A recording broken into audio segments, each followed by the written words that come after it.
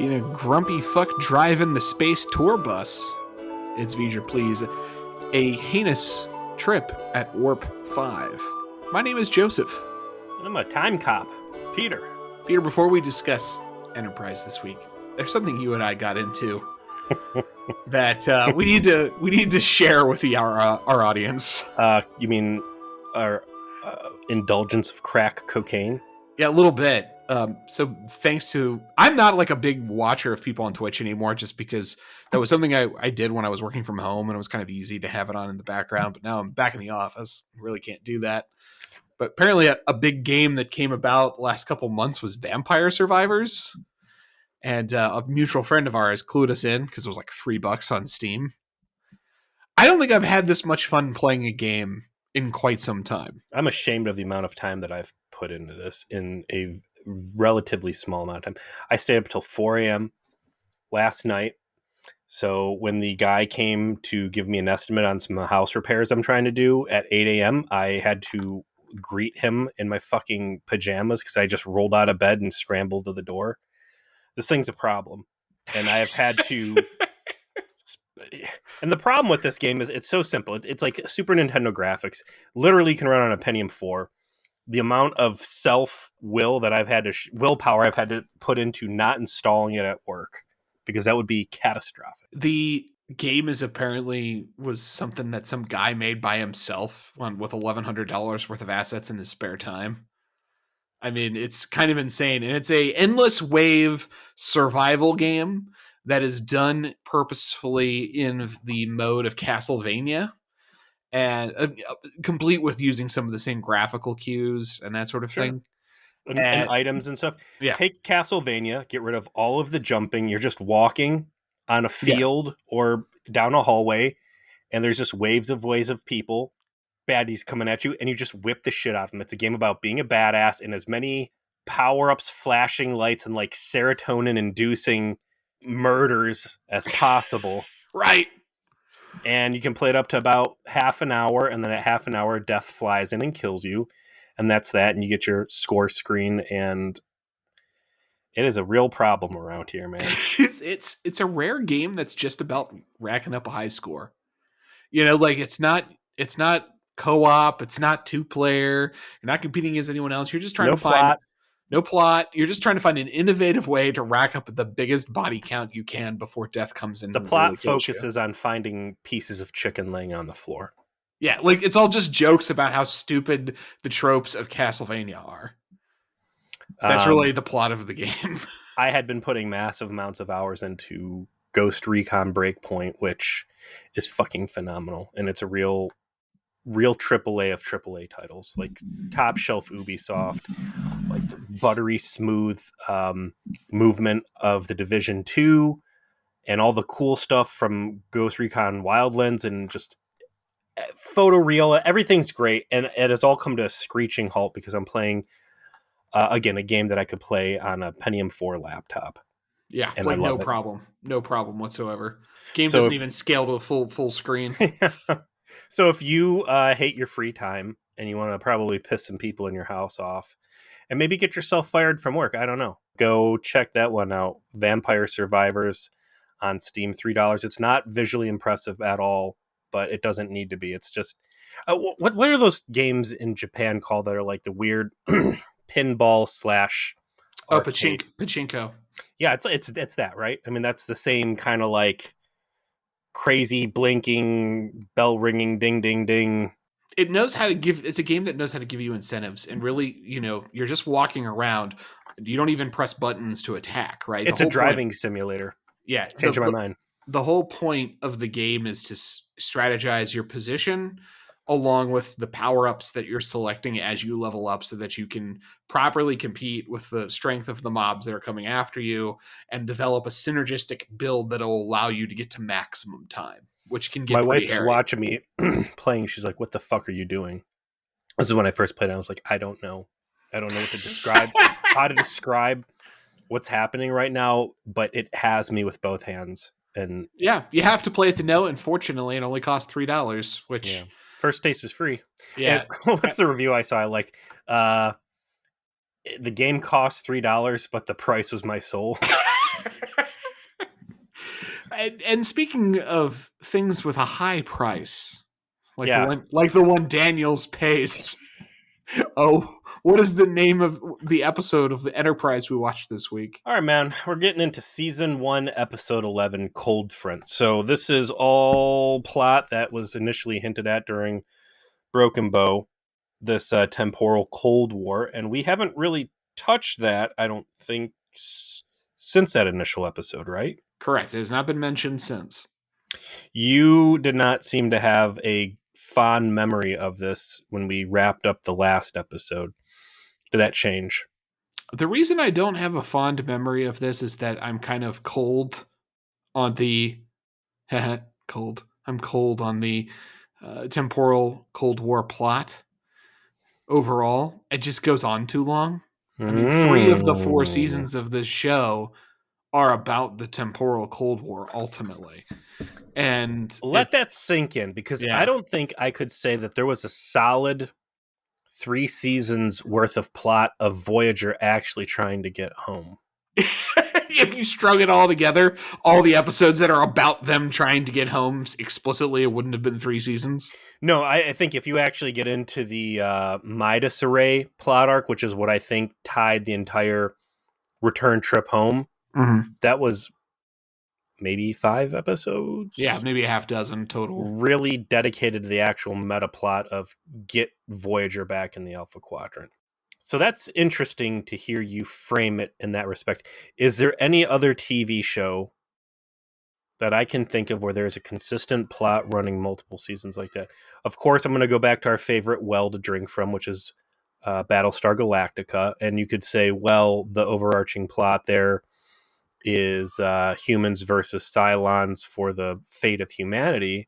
But even along that plot line, it changes so drastically, unfortunately, oftentimes for the worse, that it doesn't really feel like it's the same specific arc, I mean, I guess. there's certainly lots of ups and downs in this arc, and not every episode that is essentially about it directly references it. Like season 3 is definitely all about the temporal Cold War, but I think like may have only been mentioned in 3 or 4 of the episodes of that season. But everything that's happening in that season is because of the Cold War, and it becomes more and more prominent as time goes on. And I just feel like they stayed half pregnant with it for too long. So by the time you're in season 3, you're just like, oh, fucking enough of this already. What the fuck? Just get me off this train. I know how Enterprise ends. I never saw Enterprise before you and I are watching currently, but I think everybody who's a Star Trek fan knows that it's the final episode ends up in like the Enterprise's holodeck, and we've got Troy and Riker there, and I think that left a lot of people feeling pretty raw, yeah. Pretty raw. Knowing that's going to happen, and then seeing how the dialogue plays out in this, you know, that there's actors from the future shaping events, toying with things, that Enterprise is very important. It's under observation. I think that really continue. I don't know how to frame it, but just all of these concepts. Is there a sentiment out there in Trek fandom that Enterprise was never really its own thing? Like it doesn't feel like we're watching a story about these people doing their thing so much as other people coming back in time to fuck with this thing. And I don't know. Does that make sense? Yeah, I think it does, and I think that's probably the reason why the temporal Cold War plot is not well loved, is because it distracted from what it felt like Enterprise's thing should be.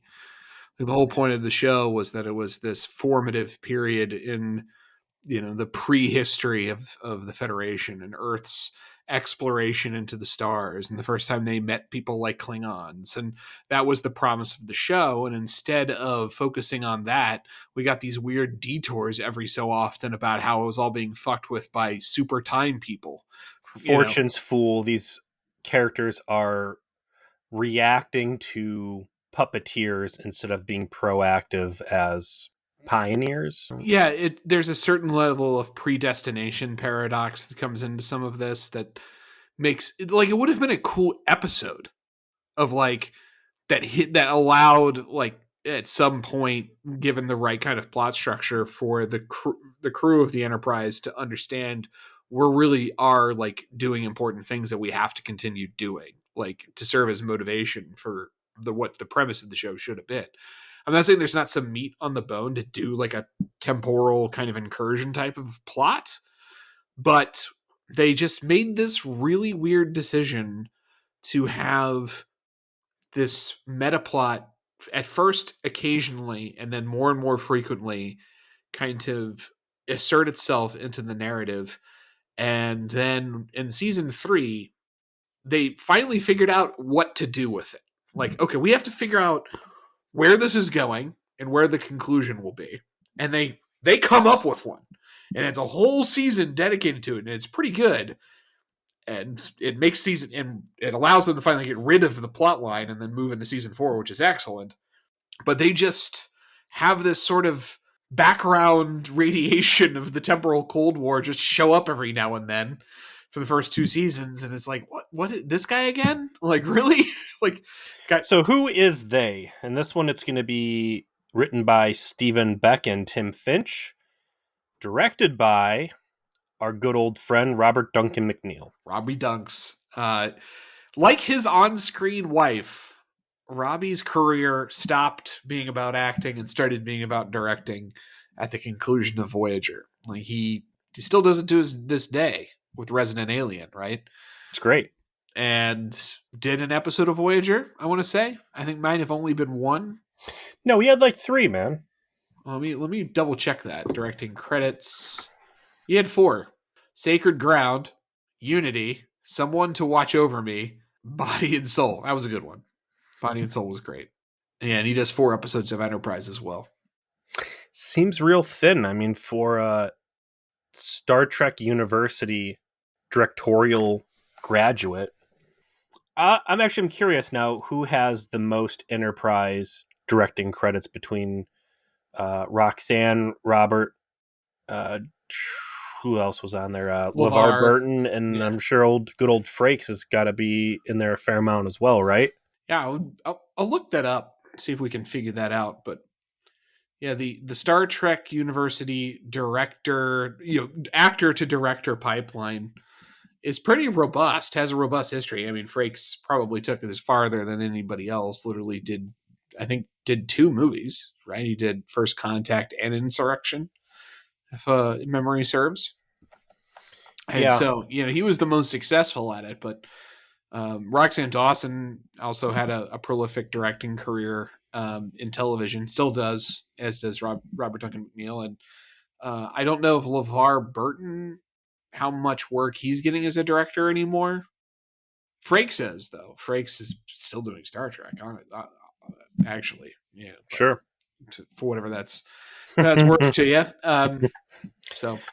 So this is going to get us our toes wet into the old time travel conundrum.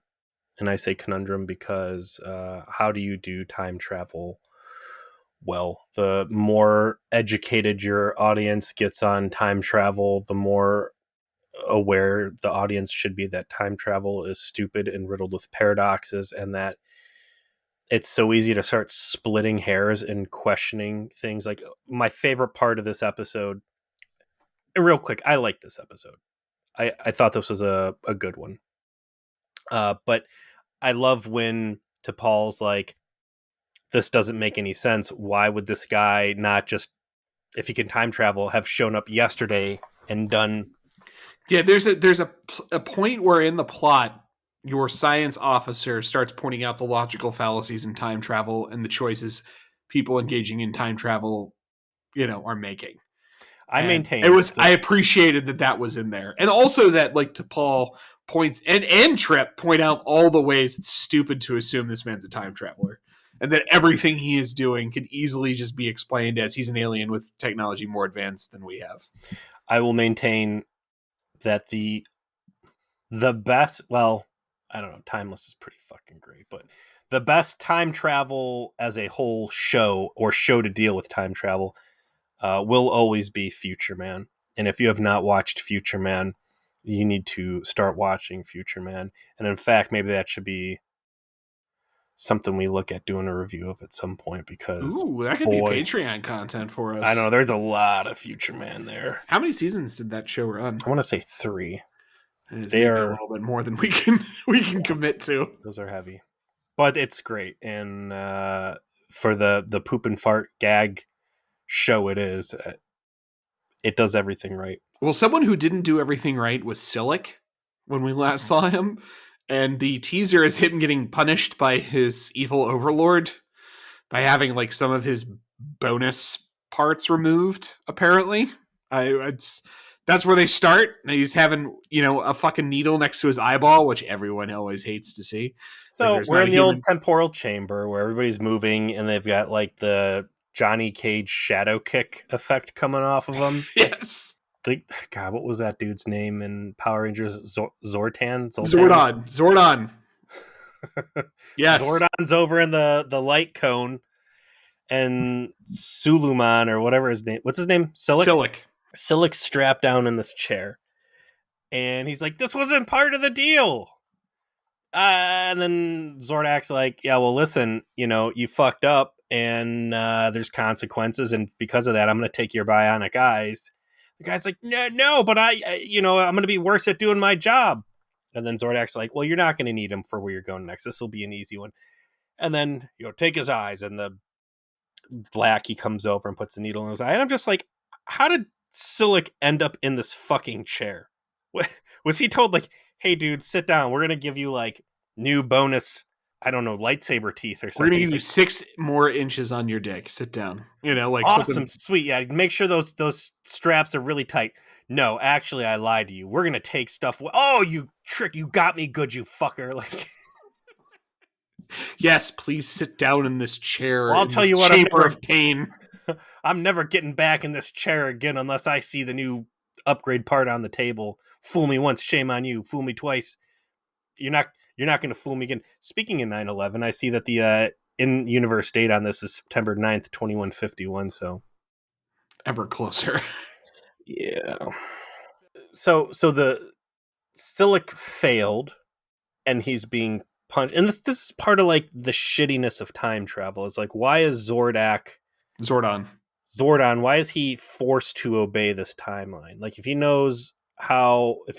this dude fails, again, why can't he go back the day before he fails and says, "Hey, by the way, zig when you're thinking you should zag," or whatever it is. Like, in my notes, like, how can you fail when you can go back in time? This is why time travel is stupid. Especially in Star Trek, right? Like Doctor Who is not exactly science fiction, it's science fantasy. But they cough up narrative reasons for why you can't do the thing you're describing, you know, in the plot because they expect people to ask that question, right? Like, oh, this is a fixed point in time and no one can go back into it to change that, because of that's just the physics of time travel. I'm the master of time travel. I know all the rules. I'm going to explain them, right? Like, and you just buy that. Sure, and that's all it takes to fix this Right. stuff. But because Star Trek is trying to be science fiction and time travel is a science fantasy concept, they've never been able to they didn't come up with a good explanation for it until literally Discovery when they discussed why it was banned and like all of the paradoxes and issues it created that just became unresolvable such that they were able to finally convince everyone to simply destroy time travel equipment before space-time was obliterated as a consequence. Let me pose a question, and maybe we put it up as a poll on the trauma support group. What is a bigger fucking mess in Star Trek? The rules of time travel or the exact circumstances of World War III and Earth immediately after? Ooh, wow. That's tough. I think the bigger clusterfuck is wow, so the reason why the World War III eugenics war like timeline stuff is fucked is because it was stuff that was created in the 60s to reflect things that happened in the far future of the 1990s, right? Like and we've lived past that era and we've now we're getting in closer to when first contact would happen and all that.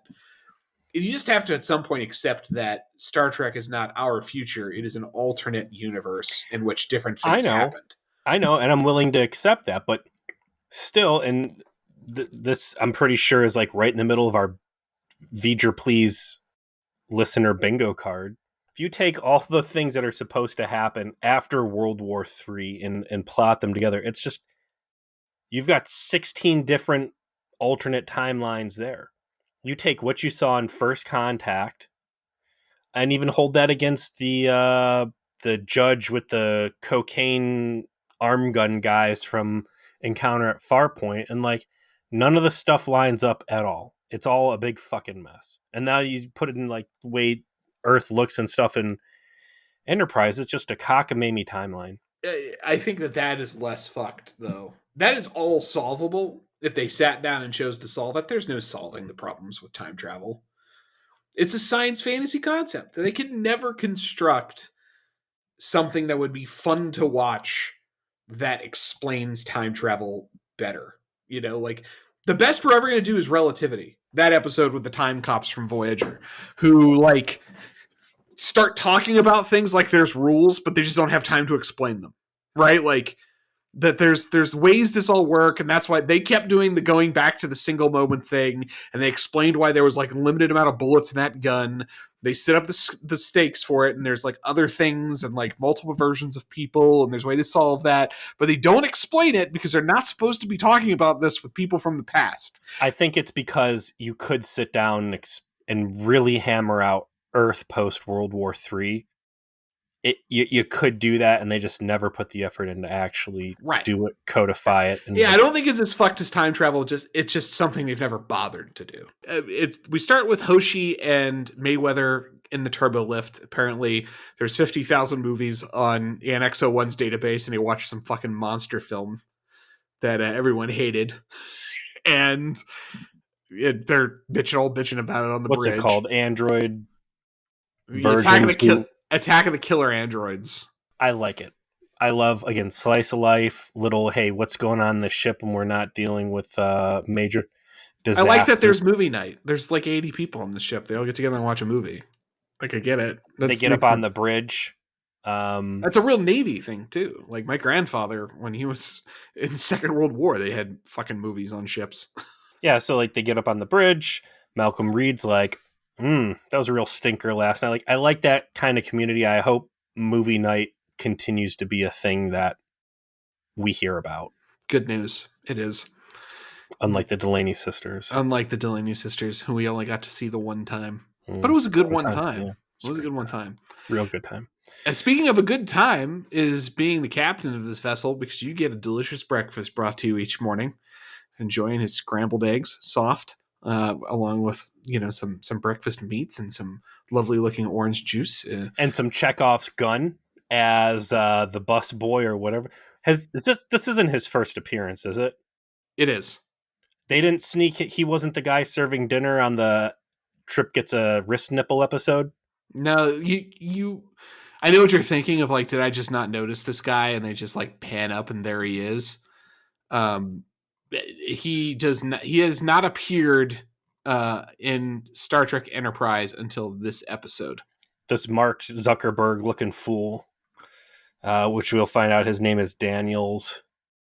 I don't really care for him. And I also really like in this episode the shadow of doubt that they throw on him. I think they could have done a little bit more. And we'll get to that. But I don't know if this is the first episode I've actually noticed it. When the doors open, like they got the original series, like squeaky rubber whoosh sound. And that's like front and center in this episode. It's cool, man. I like that. Yeah. I mean, the doors sound remains relatively similar there for a century before they got a different kind of lubricant. I like it. But this guy, Daniels, comes in and is like, hey, I heard, did we change course? And that allows the viewer to find out they did, because they're going to a stellar nursery because they found there was a ship in there and they wanted to go say hello because that's what they're out here to do. And then when they go to this stellar nursery and contact the ship, they get to talk to a very upset tour bus operator. This tour bus, by the way, has like some major Warhammer 40k vibes. Did you pick up on Yeah, that? yeah, it kind of looks like a transport if it was from from that universe, because it had that prow, that prominent kind of armored prow type of look to it, and it had the bridge kind of on top. No, it definitely had a kind of different design aesthetic, which Like, did someone fuck up in special effects and like that was supposed to be some badass, I don't know, heavy frigate attack cruiser, and instead they got swapped in to be the tour bus? And like down the road, there's going to be some bad guys attacking, and there'd be like honk honk in a Winnebago, like flying Greyhound.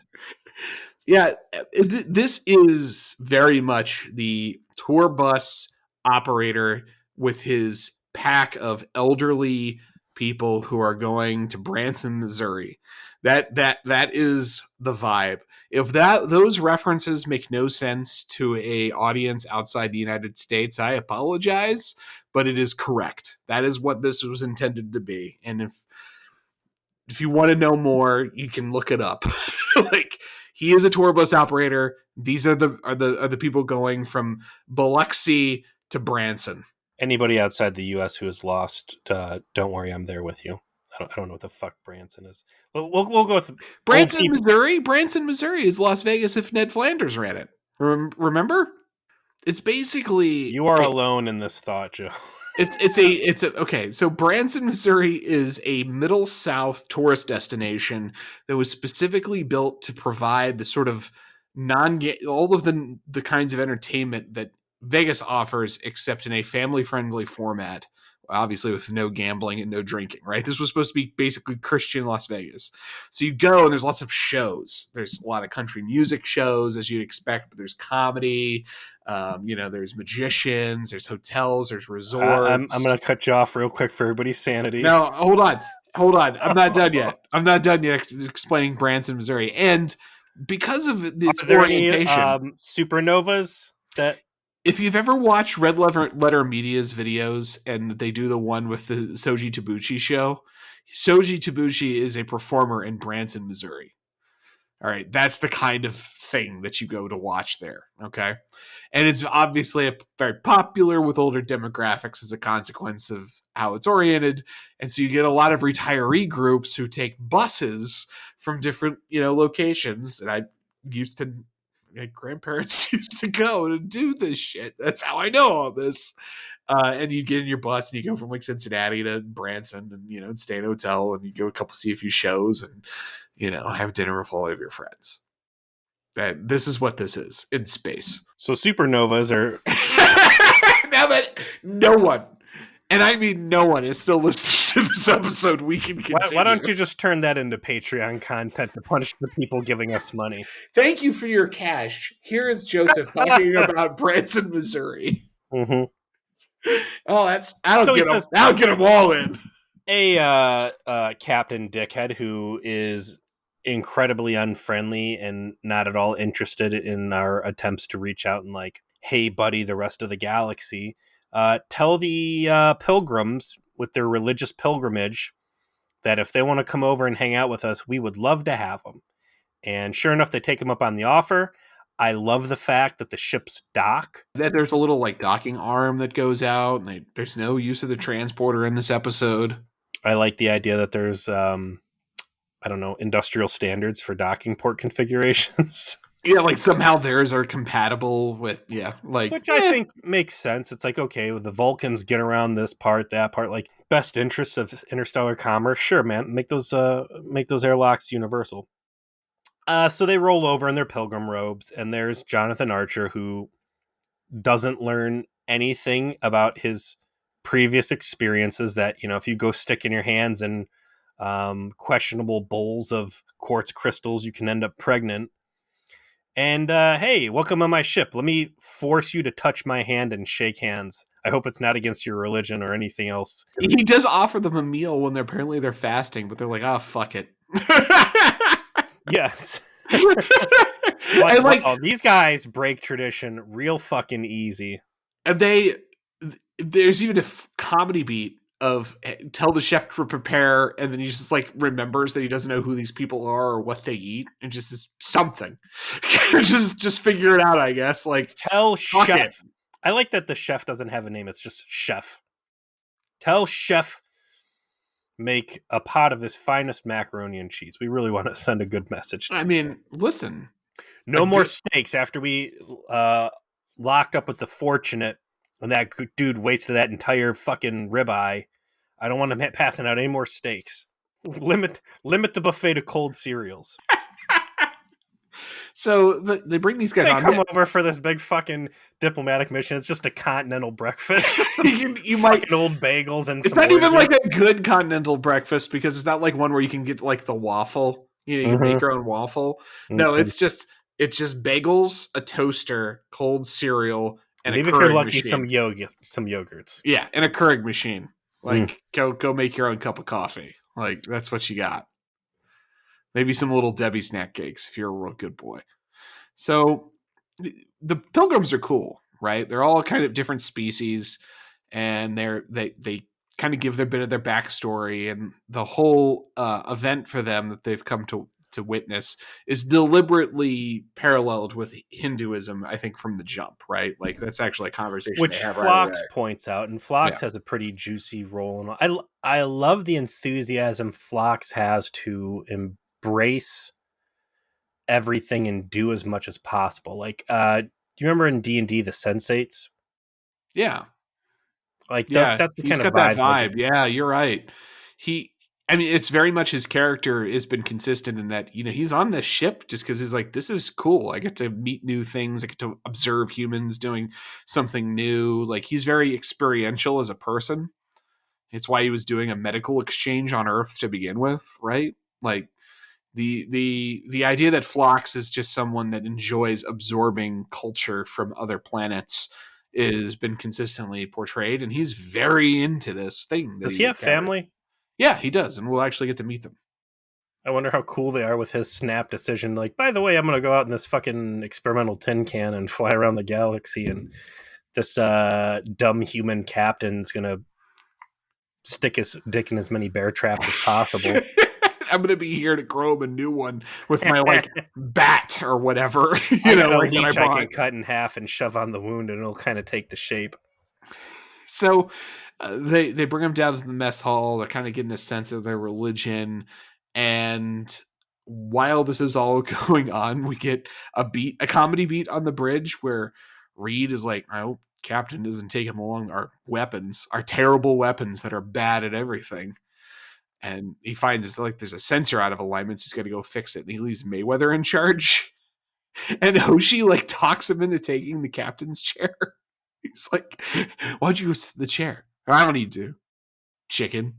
like calls him calls him a bitch for not sitting in the captain's chair when he's in command.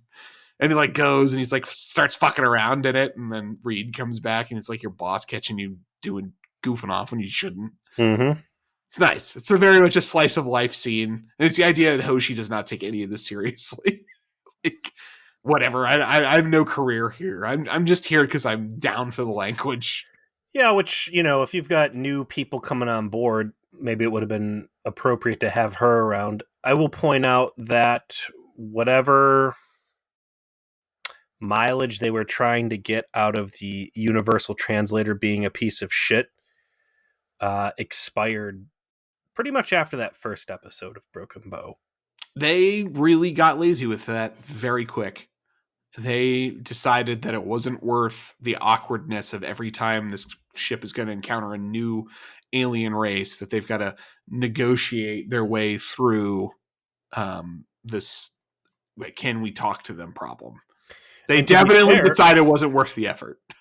To be fair, I'm not really interested in watching broken English and like fucking cash star fighter goofy speech pattern stuff, but I think I would have liked it if like once an episode or every other episode they would be talking to someone and it'd be regular English and then the person would just say the wrong thing completely and at first it would like trip people up, and then finally they're like, that's just the translator isn't perfect, and someone's talking about like, I was walking through the park and then purple and blah blah blah. Like what? No, just Right. ignore it. They It's a start glitch. it just starts speaking in some sort of weird iambic pentameter. You know, like yeah, like there should have been a little bit more. I think you're right that it would have bogged down the show too much to, you know, really make this happen all the time. But they seem to have really put it aside as an ongoing concern to a It degree. should have been a C plot of, hey, we got the new universal translator software and it's really bridged a lot of gaps. And Vulcan's really helped us out with this. and Hoshi is constantly fiddling with it to like put new syntax in when they encounter someone else. Like she's like basically having to troubleshoot it on the fly, and that's why she's still really useful. Is that, you know, she has this critical role in expanding the algorithm that's allowing it to function, and integrating new languages. I like the idea of like Vulcans are stingy with tech, but they could be like, this ship can cause some real problems. So we're going to give you our universal translator, but only Enterprise can use it for now, or just something like that. Just Mm-hmm. here, we patch the software, move on with your plots. Instead, they just have Hoshi being an instigator on the bridge and getting Mayweather to embarrass himself so that they have something to do. So I like it. the tour is ongoing. They're in they're in sick bay, but more importantly, they're in engineering, where Tucker is giving like the kind of tour he would give the sixth graders, only for one of the pilgrims to be like, "Listen, you hayseed, we're all space people. We know how warp drives work. How the fuck do you think we got out here?" We learned about this in primary school, actually. Yeah, like maybe you should answer more complicated questions. I like Flock showing off sickbay and how good it would have been if you could have been like, oh no, you are very sick. Actually, we're going to quarantine. Did you know you have a chest burster? Yes, you have COVID 2287. I'm afraid that's a problem. That they all of the tours are interrupted by a plasma storm, which very nearly destroys the ship, but doesn't, because one of the pilgrims, who definitely looks like Silic, looks like his actor, made an adjustment that we thought was nefarious, but turns out to save the ship. I liked it. Well, I didn't. It was a bit of a trope break, right? Like, usually in these circumstances, when the nefarious bad guy fiddles with something on the ship, something bad happens. And what you would expect is, you know, the heroic crew steps in to try and prevent the sabotage from destroying the ship. Hooray. But now we have a problem, right? Now we're on the lookout. It's Or instead it's stranded and now who did it and blah, blah, blah. So that was a really good fake out there. And the fake out they don't lean into in this episode. Well, I'll get to that. But yeah, we'll also find out a very important piece of information here, which in this Warp 5 capable vessel, you know what they don't have hanging on the walls, Joe? What's that? Security cameras. Your brand new experimental prototype Warp 5 engine that is like basically the Enterprise is just a test bed for this Not warp even a ring propulsion, right? camera. Like, not even a ring camera. They do have locks, though. Did you see that they had unlocked the mysterious? They have the fucking king of locks. Like, they put a lock, so like that is like the lost tech. Speaking of 40K, right? Like, it's like Aerotech. You know, it's from the dark age of technology. Mm-hmm. Like the door lock. That lock, to unlock it, you have to sacrifice an animal and pour the blood in. The nefarious sabotage actually saves the ship from damage, and Tucker points this out to the captain to be like, listen, no one in my staff is claiming to be the hero that did this, so this is weird. And this isn't just save the engine. Like, had the lightning hit the hull where it did and the electricity gone through the wall, like it's, looking for Worf to pick another fight and shock him, and that cable been plugged in, the engine would have blown up and everybody would be dead right now. Archer's contemplating this mystery of like, who did this? Why is this happening? When the captain of the other ship being like, it's none of my people, but let's just say hypothetically I did it. Would there be like a reward? And he's, Archer, after that, Archer's walking the halls thinking about this issue. And that's when Daniels approaches and says, hey, I need to talk to you. And he's like a crewman, right? Like he's the lowest of the low. He's got He's like a waiter. yeah, he's got a privates thing on his uniform, right? He's a grunt. And the captain's like, you need to talk to like one of my bridge officers if you got a problem. I do not have time for you. And he insists, and he's like, no, seriously, I am the literal captain of this vessel. I don't have time for you. And then he goes, all right, well, I'm just going to start talking about shit I shouldn't know about and capture your attention. In the middle of a hallway, talking very loud. Hey, do you remember Silic from that fight on the whatever that goofy Helix, the Helix? Well, how do you know about that? Well, I know about all sorts of stuff. Hey, did he mention Temporal Cold War? And then Archer's like, what the fuck? Let's go. We shouldn't. Now all of a sudden I care about talking in private. Well, let's go to my red room. Actually, Captain, let's discuss this back in my quarters.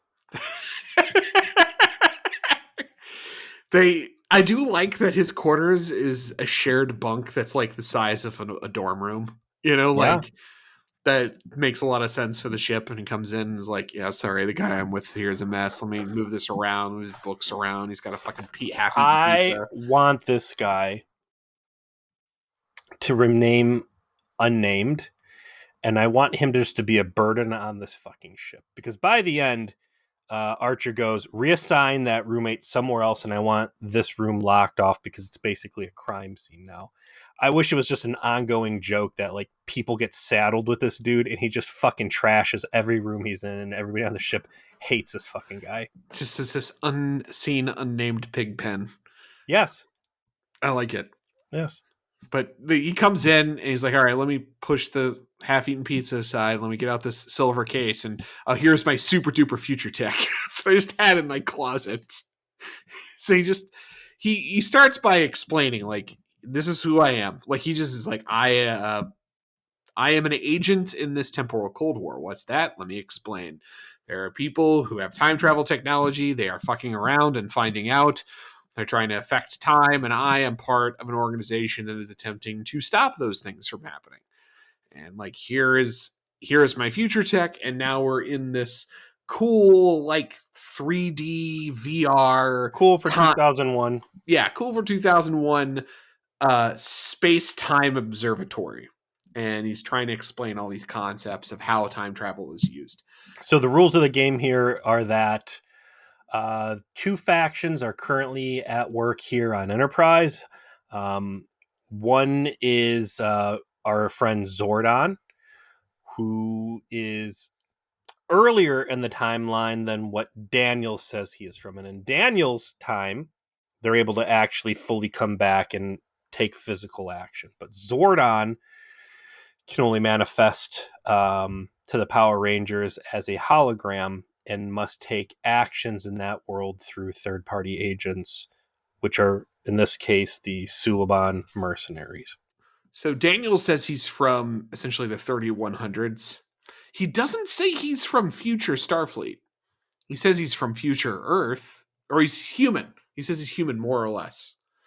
That's the only identifying information I think he gives. He doesn't say he's from future Starfleet. Yeah, he's actually from Facebook, where they just control everything now. Yeah, he becomes immortal because he uploaded himself to the cloud.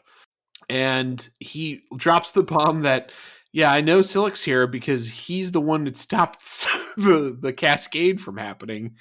And that's not how that was supposed to go.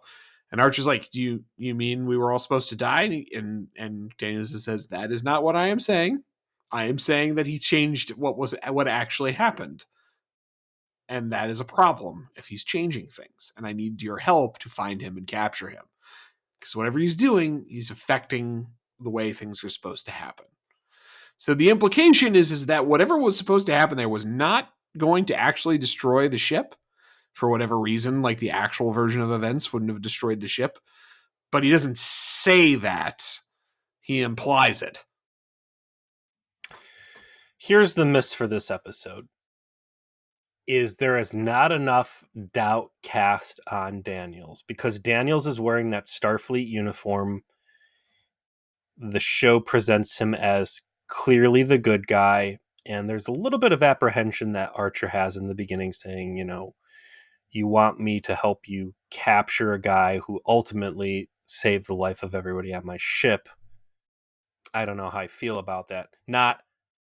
I don't know if I can trust you. Also, if Silic can shape change and all these other things you're talking about, and he stopped the ship from blowing up, maybe Silic is the good time cop, and you, who've been impersonating one of my crew members, are actually Silic trying to There's That that. I don't know that what. never enters into the math at all for any of the characters, right? And especially T'Pol should be like, maybe first I think time travel's bullshit, but also maybe Daniels is the fucking bad guy, and maybe we shouldn't let him hotwire his fucking future laptop they go speak and that spell. far. Like they go as far as to cast doubt on Daniels, particularly to Paul, but Mm-hmm. not to the extent of like maybe he's this shape shifting bad guy. Doppelganger plots are exhausting, I think, is the right way to put it. And there's only so many times you can get the audience to sit there and be like, well, they both look the same. Which one do I shoot? So maybe it was a good call by the writing staff not to even put that on the table, but it seems like. There was already enough crap to juggle to put that in there. But I mean, it's such a foregone conclusion. Like, why trust that this guy isn't the bad guy, especially They when. they do a great job in the next scene of explaining why Archer should never accept anything Daniels has said, which is kind of stunning of how good a case they present to the audience to say, listen, I was on the fucking ship with the plants and I thought I was on a boat, right? Like aliens got technology that make you think you're in a place when you're still actually right where you were. I was on a So, boat. I yeah, got pregnant. I was yeah, right. impregnated on a boat. Like what's more likely that he mastered time travel or he just has some tech we don't understand and is selling you a story for some reason, right? Like This scene where. Because Archer goes, hey, you're asking a lot out of me, and I can't do this alone. I got to bring my crew in. And Daniels is like, okay, well, the fewer the better, which I'm just like, man, there's a lot of time rules getting broken here. And honestly, at this point, I still don't know, is Daniels actually a good guy or is Daniels a bad guy? I think if I will give the episode credit, they don't really ever firmly establish one or the other. So for all I know, maybe some of the stuff Silic says is true and Daniels is a little shifty fuck and he'll come back as a quasi villainous form. But while they're setting all of this up, you've got this teeter totter act, and Archer needs help. So he decides to break the temporal directive. Not that they ever say it, but he goes and he brings in, like you said, Trip to Paul. And I think this scene is very Janeway Chakotay Tuvok, right? yeah, I would agree. And at this point, Tuvok and Chakotay aren't having sex yet, so you've got both sides of the spectrum lobbying you.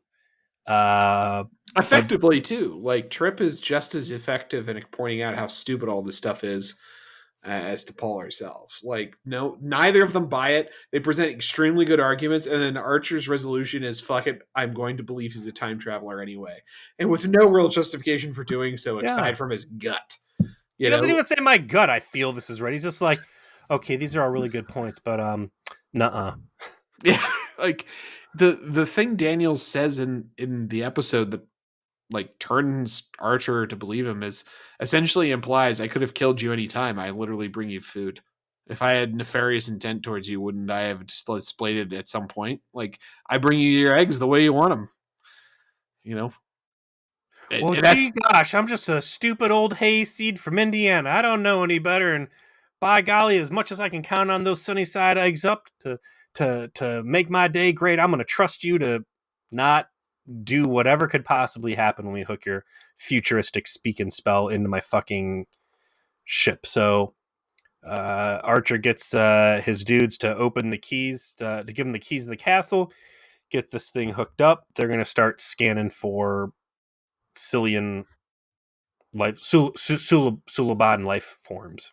Oh, meanwhile, Phlox actually went back with the pilgrims to the tour bus the night before and then has returned and is like, I know everything about the religion now. It's great. I'm going to do their prayers and stuff. So they finish off that plot line basically of him being very into the spiritual element of the pilgrims visiting the stellar nursery and observing the cool, like, plasma waves that come off things and that sort of thing.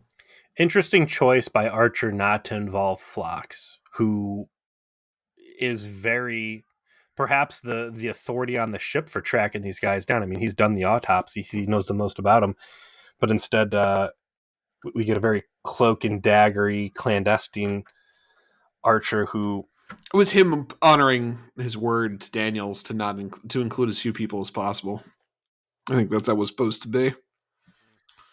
So Daniels is in engineering with DePaul and Trip, and essentially like coyly answering their questions, but not really answering them about the future, and showing off his cool tech, including a device that allows him to phase through walls that he casually puts on and uses with no heed towards other people seeing it. lots of time rules getting broken here. Yeah, the old incorporeal passage power glove. And wouldn't you know it, though, in Archer's quarters, little Porthos finally reveals his beagleness and starts barking, barking at I nothing. I That I, I, dog was that dog was probably looking to do that all day. I hated that dog in those few barks. I cannot stand the beagle bark. Also, too, come on, Porthos, go bite this fucking guy. Archer goes in. I laughed when Archer seemed to get pissed with Porthos and is like, I'm not giving you any more cheese. Yeah, I had to clean up your running shits the other day. That's below my dignity as a Starfleet captain. But that is when Silic makes his decloaks from his predator cloak. What a good C plot that could be, is if Archer comes in and sees shit all over the floor and it's a real mess and like he's busy with other stuff. And this like real quick, like, do I abuse my privilege as captain and get like Daniels or some other busboy to come in here and clean it up? Or do I clean up my own mess? And like, this is a turning point in Federation history, is his decision to like, be good. Well, I like the idea that Daniels, instead of saying I'm bringing your eggs sunny side up, is like, I literally cleaned your dog's runny shits off of your floor. Like, And that would carry more weight with me. it I'm would. like, man, is Same this the here. guy I like fist fought and like tried to kill in the temporal chamber in front of Zordon? I mean, certainly not. He would have never cleaned up all that. That was everywhere. It was on the walls. So uh Silic rolls in. I do like the performance thing that they've did with him before and they continue to do here, is that Silic refers to Archer by his first name. He's the only person on the show who really does. Calls him John, and like says it a lot. Gives him that sort of like weird, creepy intimacy. Like, hello, John, how are you? Like, it works. I like Silic a lot. I like the guy playing Silic. I like the duplicitous nature of the conversations. Him rubbing in his face, like, I thought you would be nicer to me. I just saved the life of everybody on your ship, and there's nothing Archer can say to refute that. It's been proven to him. I think that you need to know that this other guy who's out here is a piece of shit, and they might have told you that they're cool, but they're just another interested party in fucking with the past. And whereas I'm doing things to help you guys, they are not. It was a very convincing argument made on Silic's end. And I again, mean, the shit here. aside from the fact that he literally fought Archer trying to kill him earlier, right? Like, that is the part that just makes it kind of difficult to buy the concept that he's not the bad guy, right? Like, Daniels showed up, but he was, as far as Archer is concerned, upfront with everything, right? Like, I am from the past. I am from the future. I am here to preserve the timeline. I need your help to do that. Here's what's going on. Like, he's not duplicitous. Zordon ruins it because we see the time chamber, because we see Zordon saying, here's the agenda. This is kind of the stuff we're going to do. If Silic's involvement in the temporal Cold War is only revealed through his interactions with Starfleet officers, and he had played that, well, listen, I'm a mercenary, and sometimes the people I'm working for might want to fuck you guys up and me to steal from you. And sometimes the highest bidder wants me to keep you guys from dying. Deal with it. But I'm telling you right now that today I'm not the bad guy and it's somebody that I think that would have been a really cool way to use them.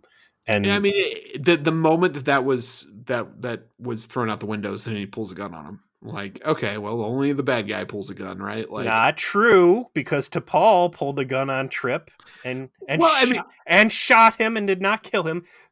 this, unless you're under planet-wide psychotropic drugs, I don't think you can pull that card. You're having the conversation, and then the communicator beeps, and then suddenly the other guy pulls a gun on you. He's the bad guy. That's a universal sign for being a bad guy.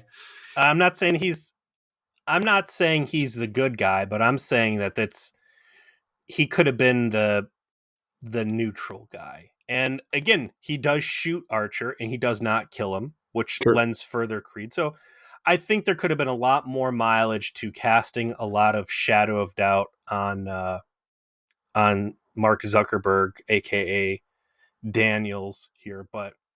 And also I think Silik's more likable than fucking Daniels. Daniels a chode. Agreed. Daniels is not a man with a ton of charisma. He's got a bad haircut. He also doesn't have a ton of time left in this episode. So, unfortunately for Daniels, he is outed in front of Silik by T'Pol calling up. Yeah, it was perfect. Of like Archer's trying to hide who it is, and then like T'Pol's like, "Hey, boss, Daniels is ready to do this weirdo time shit." You know that time traveler Daniels who's looking for the Suliban guy? Silik was his name.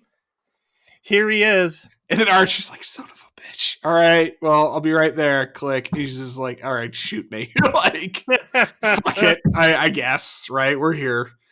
And there's had Silik shot Archer and then shot the dog, Silik would for sure be a bad guy. Instead, Porthos comes over and finally is like, "Oh, master, is something wrong? Let me lick your face." What if he would have shot Archer and then given Porthos a piece of cheese and left? Oh, double villain. Good guy. Double villain, because he's like, "Here, Porthos, eat this. Take a greasy shit for him to wake up to." You're a good boy, Porthos, and I enjoy your company. I wish I would have known why you were barking so much before. I would have given you this piece of cheese, and also feel free to shit everywhere. Had he given Porthos a piece of cheese after shooting Archer? This is the real question of the episode. He may have displaced Lon Suter as my favorite Star Trek character. I actually, Jesus, if he would given Porthos a piece of cheese specifically so he would shit up Archer's thing, I would take the plot villain extraordinaire crown off of Seska and given it to Silik. Yeah, like just suddenly when he comes back to consciousness later on, when they hit him with the hypo spray, and he's like, he wakes up and he just sees in the back corner the greasy shit that Porthos took from the cheese. No, that son of a bitch. Listen, I've had dogs. You don't need a hypo spray to wake up. You could be fucking stunned. You could have fallen down the stairs. You could have passed out, drunk, whatever. You're gonna wake up to that noise of a dog throwing up in the corner of your bedroom. All right. As a man with a dog, yes, that is correct. That's how he should have woken up from that phaser blast and then roll over Silik would have been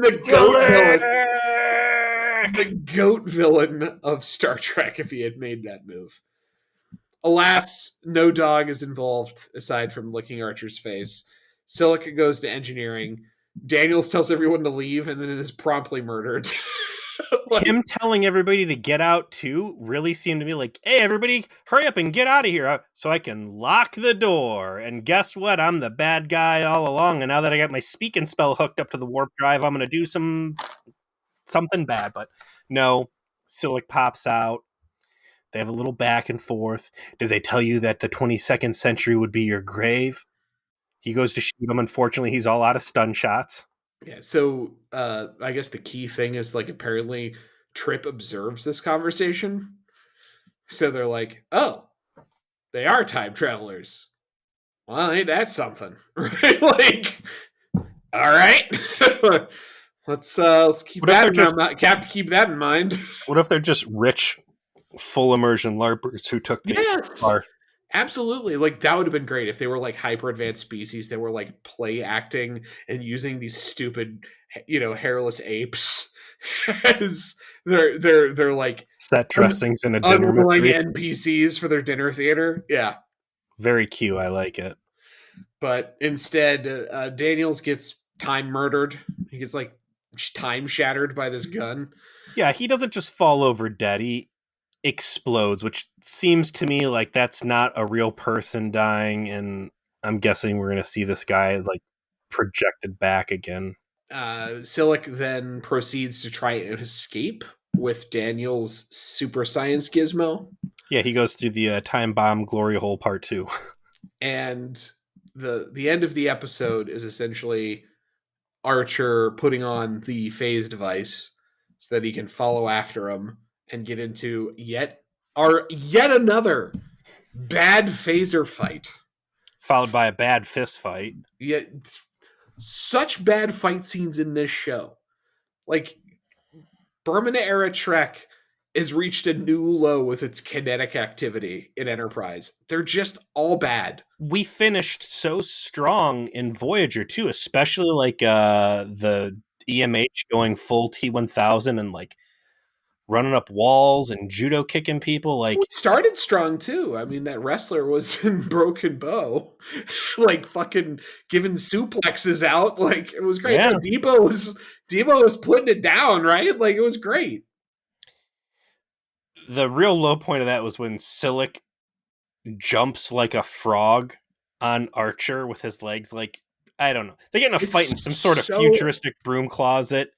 it's so awkward, and the only important things that happen is that exposure to vacuum costs Archer his phase device. They end up in the shuttle bay, and Silic opens the bay doors up. There's no emergency.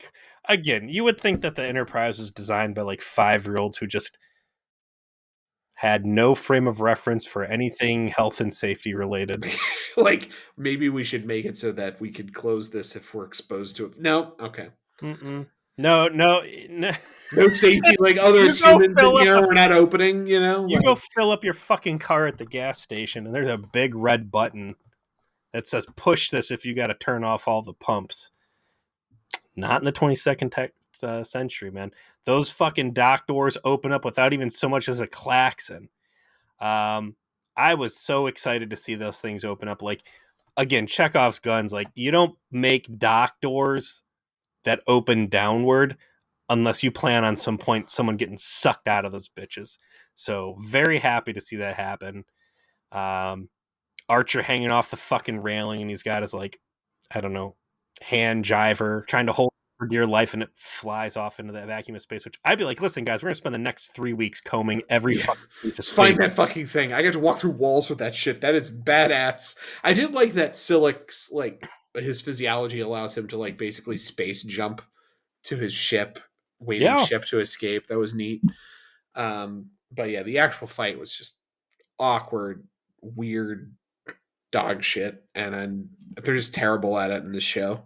I think if there was a cynical humor element to these shows, and you see a lot of that in modern TV, and I think if there was just a hint of it, him giving the dog cheese to be a dick so it would shit on the floor.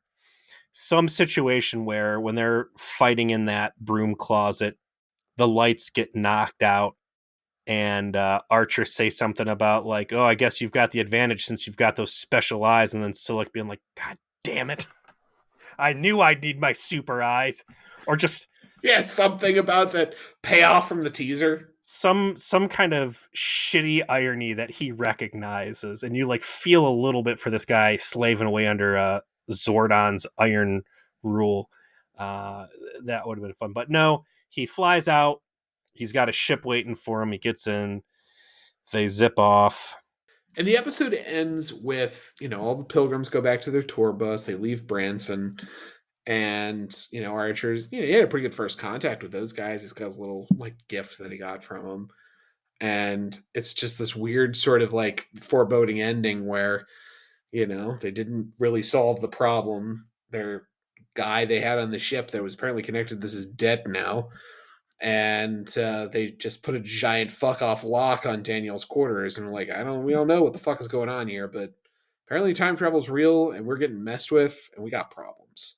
And then Yeah, I just mean, they don't. Maybe they'll pick up on it. Since unlike Voyager, we're getting continuity and things seem to matter. But like, there needs to be a conversation now that, hey, our fucking ship is compromised. Who else is part of this crew that might be some paid agent from the future to fuck with us or cause other problems? Why is our ship so important? What are we going to be getting into that, these guys keep coming back here? There's a lot of deep questions, rich questions that, at least at this stage, just simply aren't getting set on screen. But maybe that slow, like you said, foreboding zoom in on that big hunkin' door lock says those things for them. I mean, they definitely are saying with that ending, this is going to continue, right? Like unambiguous. Like this is a BFD and it's not going well. So there's a lot of twists and turns less to come in this plot line, as you can expect for something that ends up being a driver of the first 3 seasons of the show. Silic is going to come back. Daniels is going to come back, and we're I going see to see here more of this. Memory Alpha says that this arc, the Temporal Cold War, this is entry 2 of 13. I would say there's 13 episodes that probably reference it directly, specifically, but more that are influenced by it beyond that. Well, we asked for continuity, right? Yes. Boy, howdy, are you gonna fucking get it, son? You're gonna get exactly what you asked for, good and hard. Mm. And speaking of things that we will Good be and hard. receiving good and hard. All right, we're going to be going into season 1, episode 12, Silent Enemy. Hey, I know what these are. That's the saucer that's the saucer. And if I am correct, those are 2 big old fuck off phaser blasts. When Enterprise is attacked by an unidentified enemy ship, the crew must work frantically to get their new phaser cannons to operate. Meanwhile, the captain charges Hoshi with finding out Malcolm's favorite. What the hell kind of A plot, B plot? Oh my god, we're in the middle of life and death space combat. Get the new guns to work or we're going to die. Hey, also find out what Malcolm's favorite food is in time for a surprise birthday dinner. It's a bit of a tonal shift. This is like, what was the cheese episode where it's Tuvok's running the fucking cadets through Starfleet Academy, and meanwhile, everybody is in threat of dying because Neelix's cheese has poisoned the ship, and it's like 800 degrees in every scene that is not dealing with Starfleet Academy Voyager edition. I look forward to reviewing this with you, sir, as I do each week. And thank you to all of our V'ger Please faithful. As mentioned on our episode a couple of weeks ago, we have a Discord. Happy to provide that link. I try to be judicious and not putting it places super public so I don't get spam. So hit me up on Facebook, email, or Twitter, all at vgerplease@gmail.com, vgerplease or at vgerplease, and I'll happily provide it. And interact with us on any of our social media. Send us a mailbag question. There's also our Patreon at vgerplease if you feel like contributing to the show's expenses. Thank you so much for listening, and we'll see you next week. If we stop playing Vampire Survivors, which we probably won't. So, good luck.